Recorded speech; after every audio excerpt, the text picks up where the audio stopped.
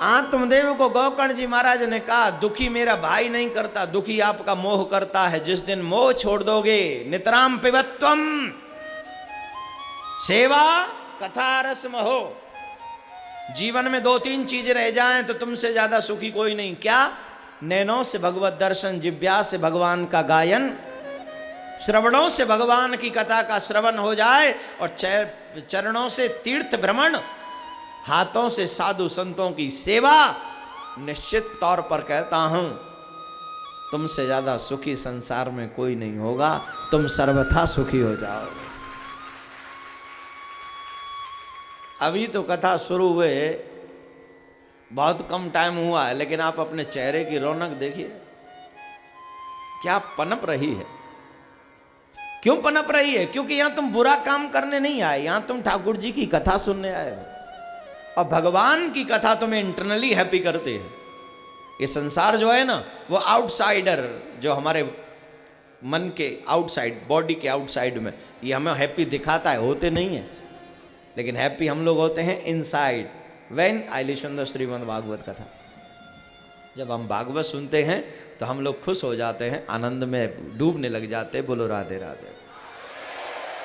तो मेरे भाई बहन, अपने बेटे की बात मानी, गोकर्ण जी महाराज ने घर छोड़ दिया। धुंधकारी से दुखी होकर आत्मदेव ने घर छोड़ा, और आत्मदेव घर छोड़कर चले गए, भगवान की प्राप्ति की। धुंधकारी थोड़ा और बड़ा हुआ, मदिरा पान करने लगा, वैश्यगमन इत्यादि कथा आप सबने बार बार सुनी है, फिर भी क्योंकि क्रम पूरा करना है इसलिए बोल रहा हूं। धुंधकारी ने सारा धन समाप्त कर दिया, और जब सारा धन समाप्त हो गया तो अंत तो गत्वा 4-5 बुरी स्त्रियों को वो अपने घर में ले आया, और उन स्त्रियों ने ही उसे मार डाला। रस्सी से बांधकर चारपाई से जलती हुई लकड़ियां हाथ में ली और उसे मारने लगी। वो चिल्लाने लगा, बचाओ बचाओ बचाओ। लेकिन एक बात याद रखना, जब बुरा व्यक्ति मरता है ना, तो उसे बचाने वाला कोई नहीं होता। मर गया वो, लेकिन मरने के बाद में प्रेत बन गया। गोकर्ण जी महाराज तीर्थ करने आए हुए थे, तो वो यहाँ गया में थे उस समय, जब उनको पता चला यहीं गया में कि मेरे भाई का गोविंदाय नमो नमः हो गया है, तो उन्होंने अपने भाई के नाम से पिंडदान किया इसी गया में। और कहते हैं जिसके नाम से गया में पिंडदान हो जाए उसका क्या हो जाता है, आप ही बता दीजिए। हैं? कल्याण न हो जाता है महाराज। गया में आके गोकर्ण जी महाराज ने पिंडदान किया, और जब वो वापस अपने यहाँ गए तो वहां जाकर देखा तो वो कभी भैंसे का रूप बनाकर, कभी सर्प का, कभी सिंह का, कभी कुछ बन बन के उसके सामने आ रहा था। कहा भैया कौन हो? बोले अहम भ्राता तुदियोस्मि धुंधकारी नाम तह, मैं तुम्हारा ही भाई, मेरा नाम धुंधकारी है। अरे वो कहा भैया, तुम्हारे नाम से गया में पिंडदान किए थे, अभी तक नहीं हुआ तुम्हारा मोक्ष? बोले नहीं हुआ भैया, हम बहुत पापी है। ब्राह्मण कुल में जन्म लेने के बाद भी ब्राह्मणत्व नास्तैव, ब्राह्मण कुल में जन्म लेने वाले लोग अगर भगवत आराधना न करें, भजन न करें, सिर्फ दक्षिणा के ही चक्कर में रहें, तो निश्चित तौर पर अगर वो वैसी मौत मर जाएं तो भूत प्रेत तो सबको बनना ही पड़ता है। प्रेत बनते या पिशाच बनते? मैं नहीं कह रहा हूं भाई, भागवत कह रही है। धुंधकारी मरने के बाद क्या बना? कोई छोटा मोटा मरता तो भूत बन जाता, ये क्या बना? प्रेत। और प्रेत का बाप होता है पिशाच। भूत पिशाच निकट नहीं आवे। कब? बोले महावीर जब नाम सुना, महावीर का नाम पी के पर्योरे को महावीर नाम सुना भो, पी के पर्योरे को कहो गली में महावीर नाम सुना रहो है। जो सतबार पाठ कौन करे, सतबार पाठ कर जोई, कहां ते छूटे बंद महासुख होई, कोई सुख बुख नहीं होई, दुखी होई। क्यों? पढ़ाए पी के, कर्म से विचलित है, अच्छे कर्म करता नहीं, तीर्थों में जाता नहीं, भगवत भजन करता नहीं, लोगों का भला करता नहीं, तो फिर कल्याण कहां से होगा? धुंधकारी मरने के बाद में प्रेत, बिना भजन के कल्याण नहीं होगा, याद रखिए। जो जीव भजन नहीं करेगा मानव योनि में आने के बाद, उसे अवश्य इस 84 लाख योनियों का राउंड करना पड़ेगा, और उसी में भूत प्रेत पिशाच ये सब उसी में आता है। कहा तुम मोबाइल ले लेके घूमते रहते हो आजकल, जिसे देखो ठेंगा सा, एकदम लौरा, इतना सा। मैं आ रहा था एक जगह, इतना सा, वो फोटो करना महाराज, तो इतना कम से कम मोबाइल की हाइट का तो हो ले। बोले नहीं फोटो करना है, कर ले, ठीक है ये सब चलना है, लेकिन भगवान का भजन जरूर करिए मेरे भाई बहन, जरूर करिए। मरने के बाद में धुंधकारी प्रेत बना। धुंधकारी को फिर 7 दिवसीय श्रीमद् भागवत कथा श्रवण कराई गई, और 7 दिवसीय श्रीमद् भागवत कथा सुनने के बाद जैसे ही 7वें दिवसीय श्रीमद् भागवत संपूर्ण हुई, आकाश से एक दिव्य विमान आया, और उस विमान में धुंधकारी सवार हुआ, और जब स्वर्ग के लिए जाने लगा तो गौकर्ण जी महाराज ने पूछा, भाई कथा तो सबने सुनी है, विमान अकेले इसके लिए क्यों आया? बोले श्रवण मात्रेण वेदस्य। महाराज कथा सबने सुनी है, लेकिन श्रवण करने में जरा भेद है। भैया जी जरा अच्छा फोटो खींचना, बढ़िया सा, पेपर में छापेंगे तो थोड़ा बढ़िया आना चाहिए। राधे, तुम लोग नहीं ना खिंचवाते हो, ध्यान से सुने। बोले कथा तो फल सबको देती है, लेकिन जिसने जिस भाव को लेकर कथा सुना है उसका वही भाव पूरा होगा। कहा बोले धुंधकारी ने सिर्फ मोक्ष की इच्छा को लेकर कथा सुनी। बोले ठीक है।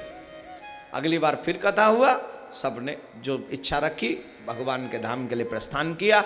आप सब एक बात सुन लीजिएगा, आज आप लोग इस पृथ्वी पर इस समय जो 7 दिन श्रीमद् भागवत कथा श्रवण करेंगे, यकीन मानना ब्रजवासी ब्राह्मण का मेरे भाई बहन, अगर आप श्रद्धा पूर्वक कथा सुनेंगे तो आप जो मांगेंगे आपको वही मिलेगा। ये मेरा विश्वास है और मेरा प्रॉमिस है आपके साथ। जो मांगेंगे वो मिलेगा। अनपथ्यो मोक्ष कामाम शृणोयाच कथाम्यमाम, जिसे कुछ नहीं चाहिए उसे मोक्ष मिलेगा मात्र 7 दिन में। मैं नहीं कह रहा हूं, रे रे गर्जति गर्जिता श्रीमद् भागवत की गर्जना है, मेरा वक्तव्य नहीं, भागवत का उद्घोषण है आप सबके लिए। जो भी जीव 7 दिन नियम पूर्वक भागवत सुने, उसे जो मांगना है वो उसे वही मिले। नियम बता दूं कि नहीं? करेंगे। सबसे पहले कथा प्रारंभ हो उससे पूर्व आकर बैठ जाएं, और कथा में आरती जब हो जाए उसके बाद जाएं। इसको कहते हैं संपूर्ण भागवत। संपूर्ण कब होती है भागवत? पुष्पांजलि के बाद आरती, आरती के बाद पुष्पांजलि, पुष्पांजलि के बाद भागवत पूर्ण होती है। पहला, शुरू से लेकर आखिर तक भागवत सुने। द्वितीय, ब्रह्मचर्य का पालन करें। तृतीय, मन से वचन से कर्म से किसी को कष्ट न पहुंचाएं। एक दिन निकल गया, मात्र 6 दिन बचे, करना। चतुर्थ, हो सके तो पृथ्वी पर शयन करें। अगर पृथ्वी पर शयन न कर सके तो पवित्र वस्त्र बिछाएं, जहां पर आप सोते हैं ऊनी वस्त्र बिछाना चाहिए, फिर वहां पर कंबल इत्यादि। और वैसे तो कहा गया कि व्रत रखें, और व्रत नहीं रख सकें तो बोले कि एक समय खा लें, रात को, सुबह न खाएं। और अगर वो भी ना कर सकें तो बोले सुबह का भोजन या नाश्ता हल्का करें। बोले किस लिए? बोले जब जीव अन्न खा लेता है तो आलस्य आता है, आलस्य आता है तो कथा में उसे नींद आ जाती है, और जब कथा में नींद आ जाती है तो उससे कथा छूट जाती है।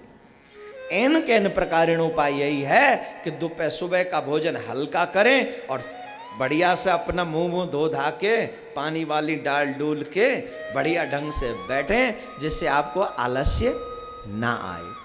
इन नियमों के साथ जो व्यक्ति 7 दिन श्रीमद् भागवत कथा सुन लेते हैं, उन्हें निश्चित तौर पर वही मिलता है जो वो चाहते हैं। ये भागवत का उद्घोषण है और ये ब्रजवासी का विश्वास है। प्रमाण चाहिए कि बहुत है, धुंधकारी का कल्याण हुआ, ये प्रमाण है, पहला बात। दूसरा, इस बिहार में एक व्यक्ति ने कथा कराई, हमारी 17 साल बाद बेटा हुआ, उसे ऐसी भागवत का फल है। 17 साल बाद, और ये ज़्यादा पुरानी बात नहीं, बस 2-3 साल पुरानी बात है। मिलता उन्हीं को है जिन्हें विश्वास है, और जिन्हें विश्वास नहीं तो तू अपने घर, मैं अपने घर, तू 7 दिन सुनियो, मैं 7 दिन सुनाऊंगा, और चकाचक मस्त रहे। क्या बोलना पड़ेगा? तो आप सबसे मेरा निवेदन है, प्रार्थना है, इन्हीं नियमों के साथ आप 7 दिन श्रीमद् भागवत कथा अगर सुनेंगे, श्रवण करेंगे, तो आपको वही मिलेगा जो आप चाहते हैं। पहली बात। दूसरी बात, आप स्वयं तो कथा सुने ही सुने, साथ में जिन लोगों का आप भला चाहते हैं कि उनका भला हो जाए, उन्हें भी। वैसे तो आज पहला दिन है और 75% आप लोगों ने पंडाल को फुल कर दिया है। कितने %? हाँ, देख लो, कहीं मैं झूठ तो नहीं बोल रहा हूं। क्या बात करते हैं। तब यकीन ही न करेंगे तो कैसे न भगवान मिल जाएगा। यकीन न करना पड़ेगा, पहले विश्वास करिएगा तो भगवान आपको निश्चित तौर पर मिलेंगे। कौन मिलेंगे? क्या मिलेंगे? मिलना है? मिलोगे? चलो गड्ढा खोदो। अरे भैया बहुत अच्छा, ये जगह बहुत सुंदर, कसम से। कथा सुनते सुनते अगर प्यास लगे तो शुरू हो जाओ वहीं आगे, और जब निकल आए पी लो, फिर ढक दो, फिर बैठ के कथा। कितना आनंद है। जय हो। ये चमत्कार सिर्फ भारत में ही हो सकते हैं। भारत से बाहर इस भूमि पर कोई भी ऐसा चमत्कार नहीं है। ये सारे चमत्कार भारत में है। इससे यकीन होता है कि मेरा परमात्मा आज भी भारत में भ्रमण करता है। पूरे विश्व में ऐसी धरती नहीं होगी मेरे भाई बहन, पूरे विश्व में। यह सिर्फ हमारे देश में हो सकता है। आपके गया में ये पावन भूमि देखिए ना, ये प्रत्यक्ष प्रमाण है कि भगवान है।